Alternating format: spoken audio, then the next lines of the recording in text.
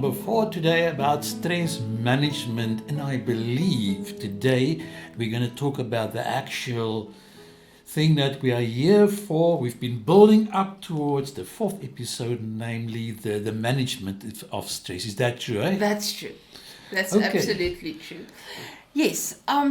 As we've said previously, experiencing stress is part of our lives.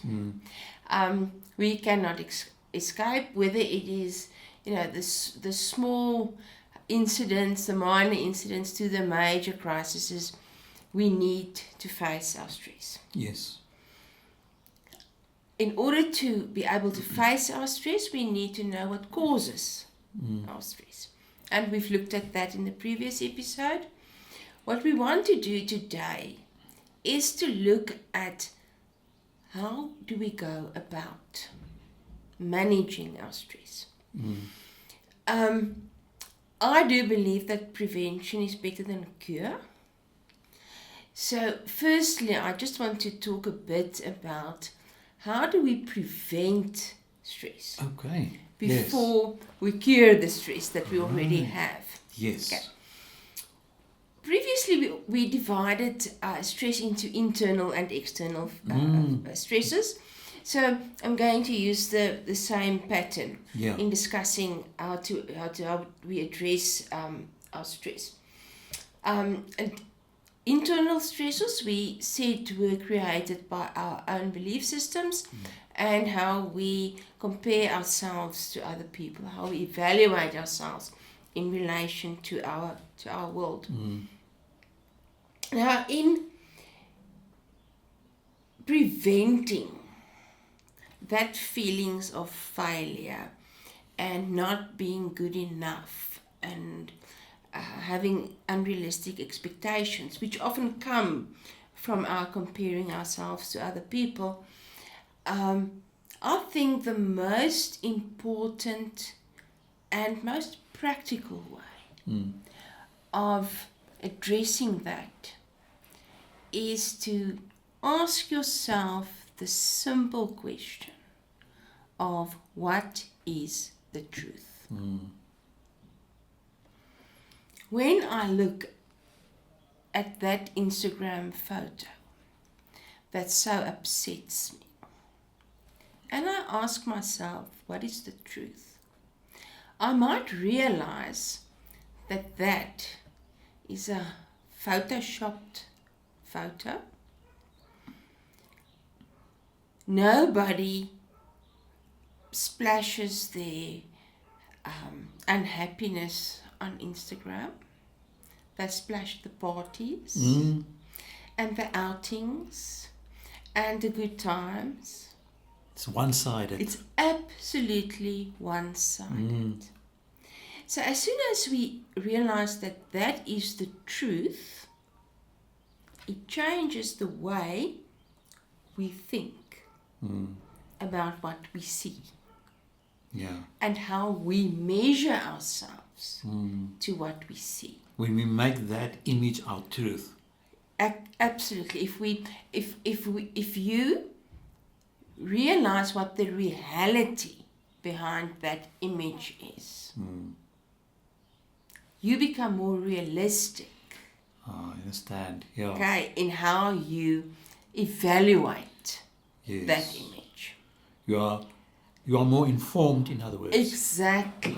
Yes. Exactly. You are more informed. Not jumping to conclusions, not doing mind reading, not doing your own interpretation, but getting the facts. Getting the facts.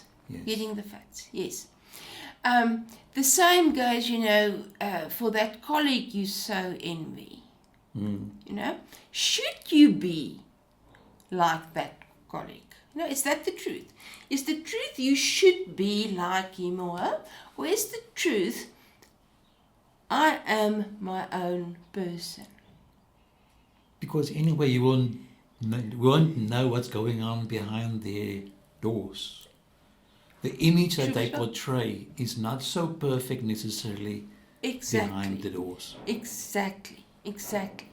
So keeping a realistic framework from where you look at the world.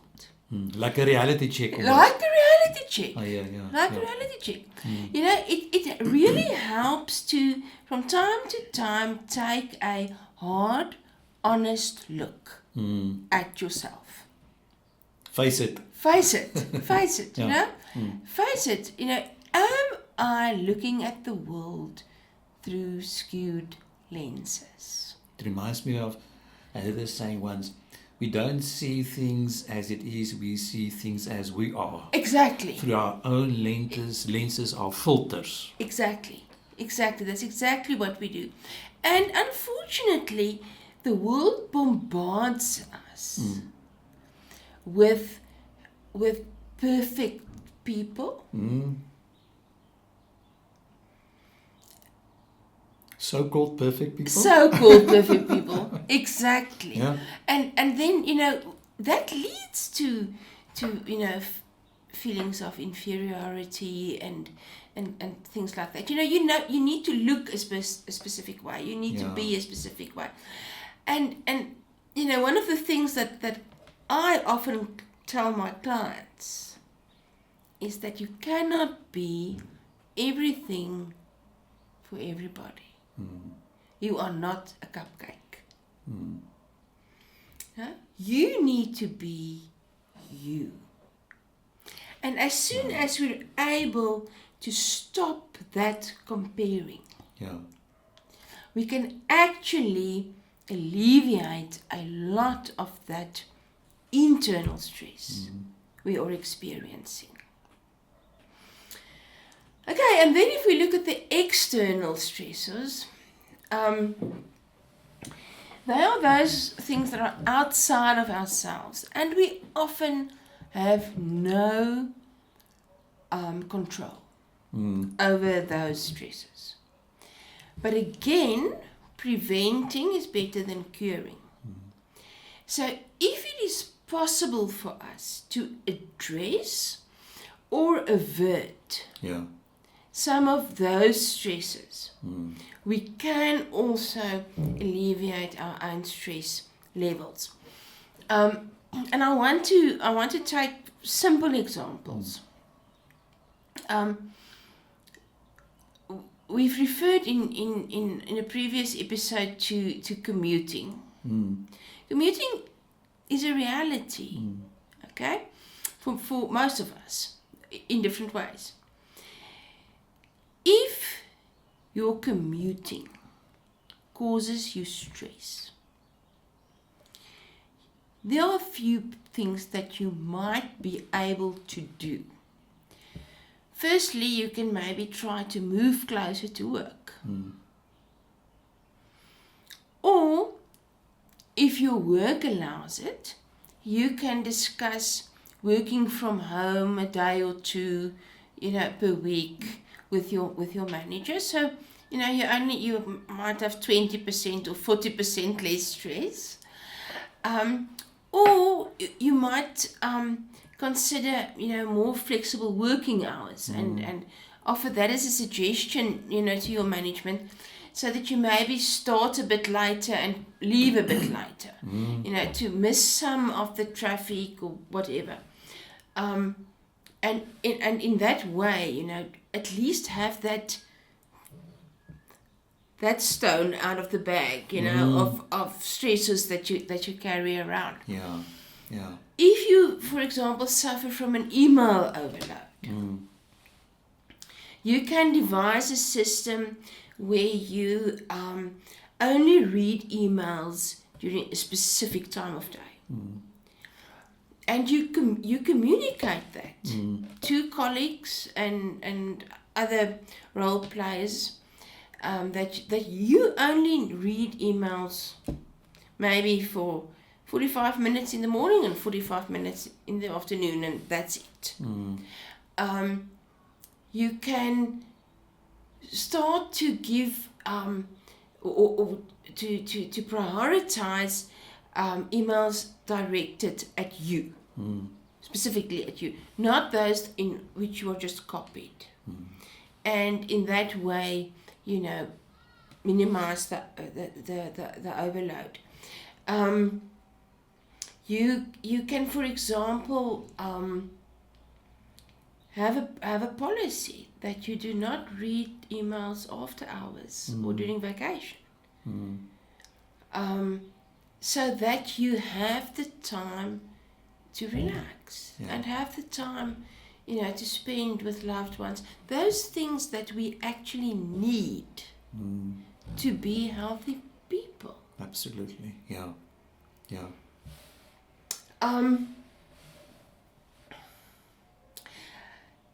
Something that I think is just important to notice is that addressing or averting stressors do not mean ignoring them. Okay, it means you look at them, you acknowledge them, and you make a plan. With regards to that specific stressor. And that's going to be different from person to person.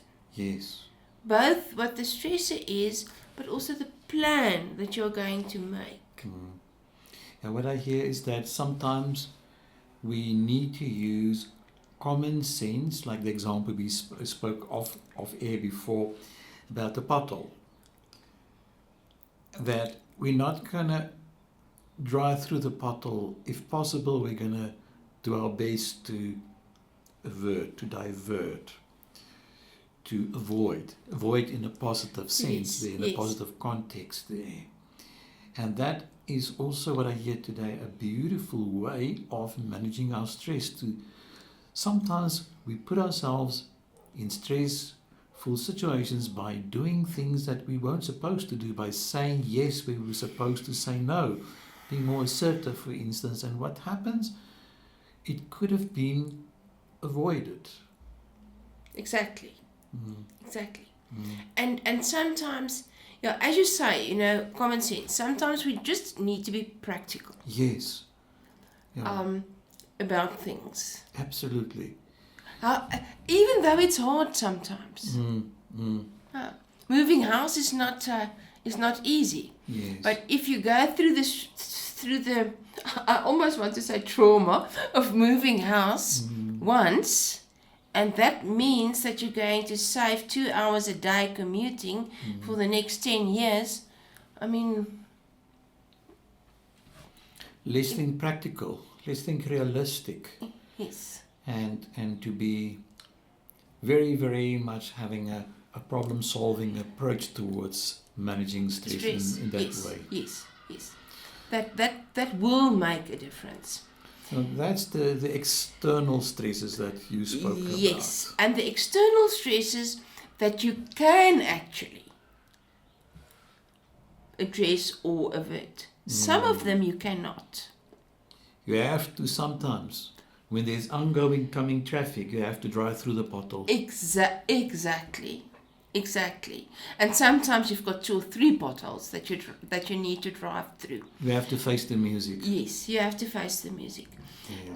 And then if we leave that prolonged stress unattended, it becomes harmful to our bodies. As we've referred to previously, all kinds of illnesses and stuff that we start to deal with because of this prolonged stress.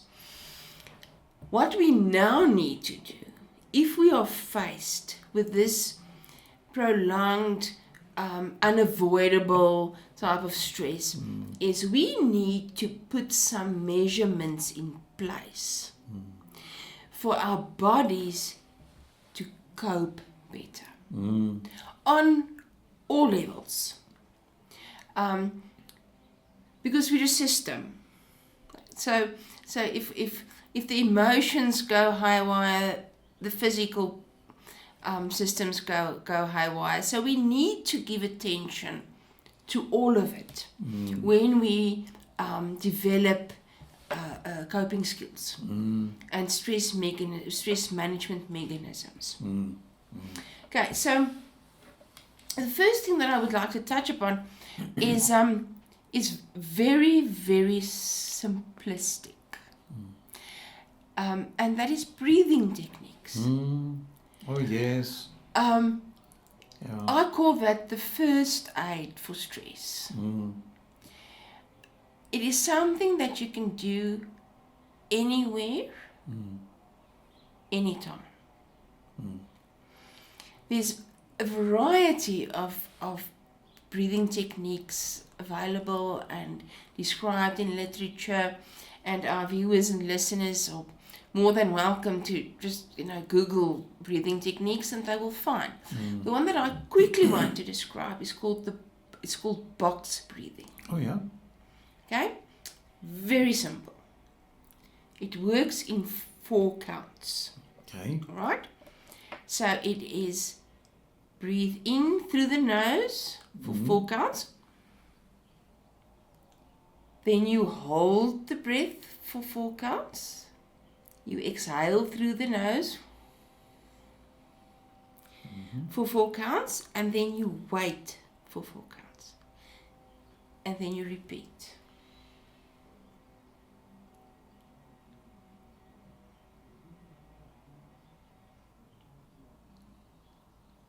Oh, yes. Okay, and immediately you can start to feel the difference that it makes in the shoulders, in the neck, Yes. Okay, so and the beauty of that is you can do it whilst you're in a meeting with your manager, or whilst you're seeing a difficult client, or whilst you're sitting in traffic. It's easy. It doesn't cost you a cent. You can do it anywhere. So it's a very, very powerful tool. Maybe we are underestimating it. Eh? We are. I absolutely think that we are. Yeah, I like the way you call it first aid. It's part of your first aid kit, basically. Yeah, yeah. Part of all the other medications that you may have in your first aid kit.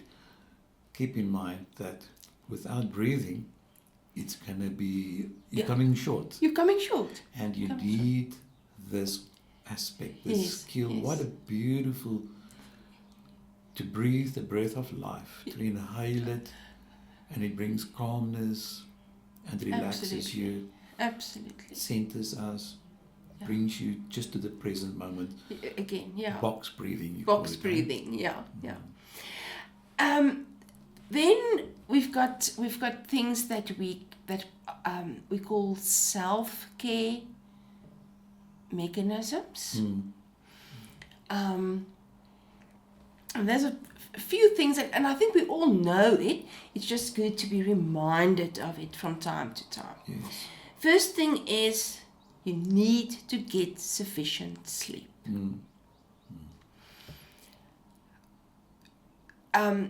Research shows that adults, working adults more than others, need to get between 6 and 8 hours sleep a night.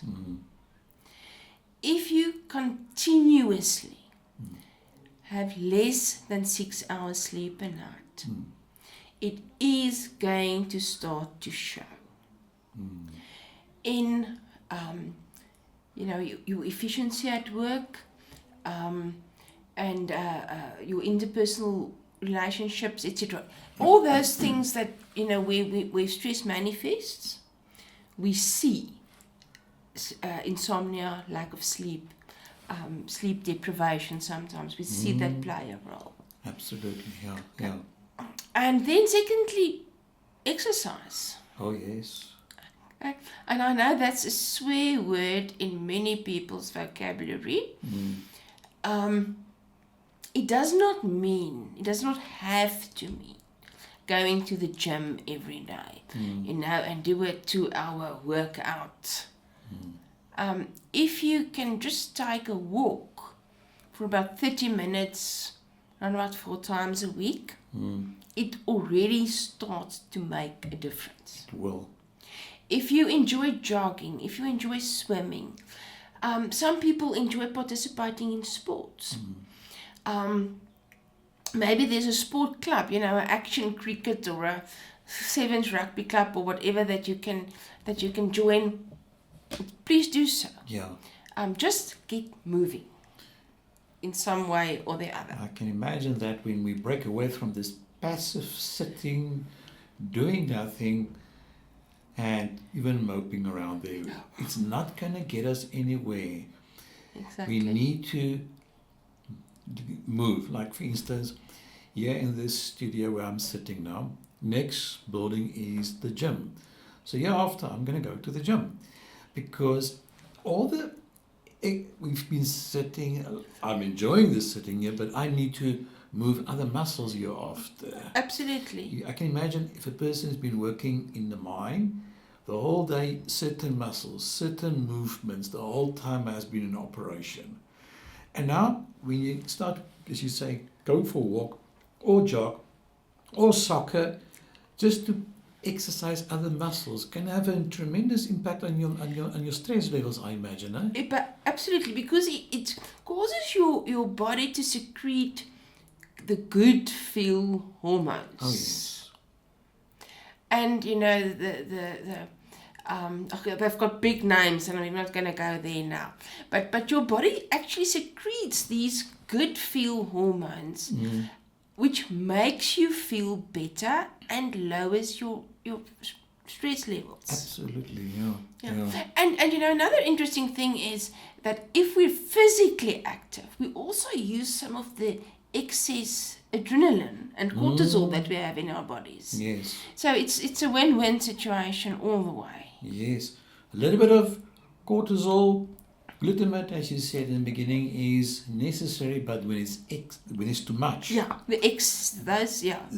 That is where it's going to cause damage. Exactly. When the meter is in the red, when the stress meter is in the distress level, it's in red, totally too much, and that's harmful. That's not good. Yeah. We need to look at what we eat. Oh yeah. And often when we are very stressed and under high levels of pressure, having a good meal is the first thing that we stop doing. Yeah. Okay. True. We start having carbo loaded fatty takeaways, or we do not eat at all. And our bodies need the fuel to be able to withstand these stressful onslaughts.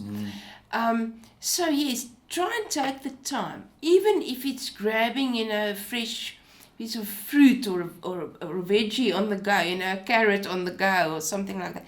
Try to include more healthy stuff into your diet. Eating regularly, it does help coping with stress better. Absolutely, yeah. Okay, and then the next thing that I think, which forms part of self-care, is to make time for the people you love. Whether that's family, whether it's close friends, those people who are important to you.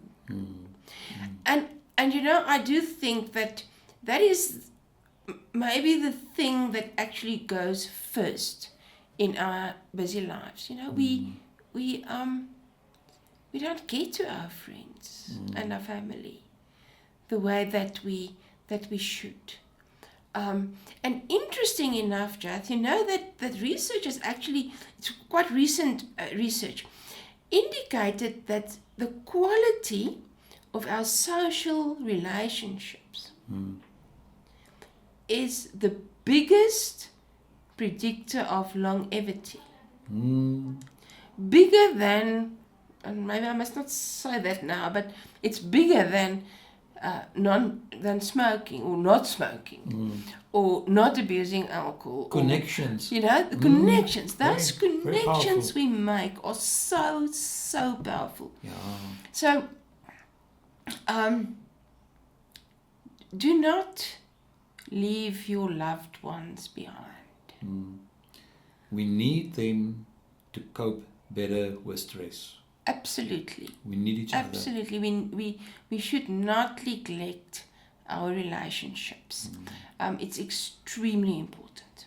Yes. And the last thing that I want to include in this episode is to take the time to express yourself.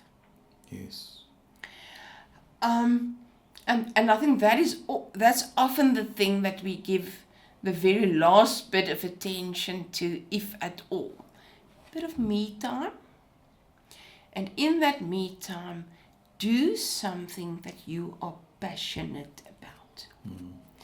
If it is gardening, make sure that you have the time to garden. Even if you only have the time to walk through your garden and smell the flowers, make sure that you do that. If you enjoy baking, bake. Even if it's not a 5-tiered wedding cake,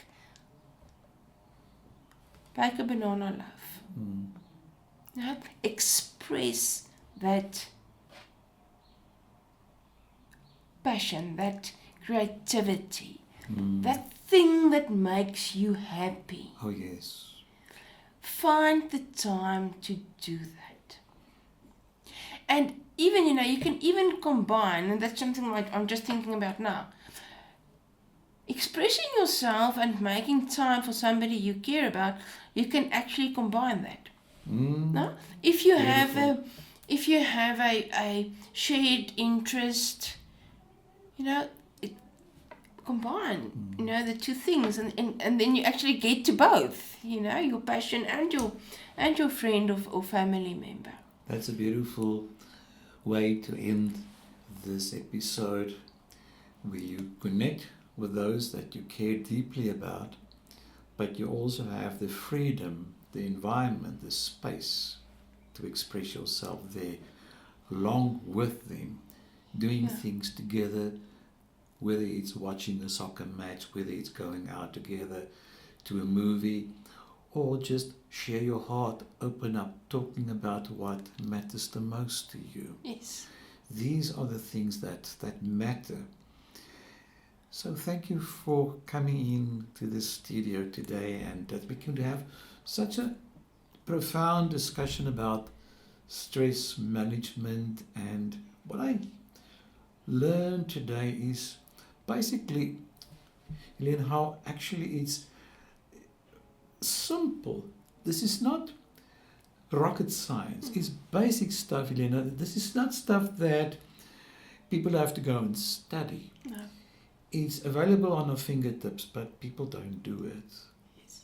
And this is what we did with this video series in particular, to make our listeners and viewers aware of the changes that they need to make in order to manage stress. We can't avoid it. It's there. It's a reality. It's part of life. And what I've also learned here is that stress can work for you. It can help you with that butterfly effect in your stomach to push you in the direction that you need to go. One last word from you. What would you like to say? I would actually like to challenge everybody watching or listening to this episode and the previous ones to take some time. Just step back from your life and look at your levels of stress and the triggers that cause those stress. Because if you do not do that, you will never be able to manage your stress.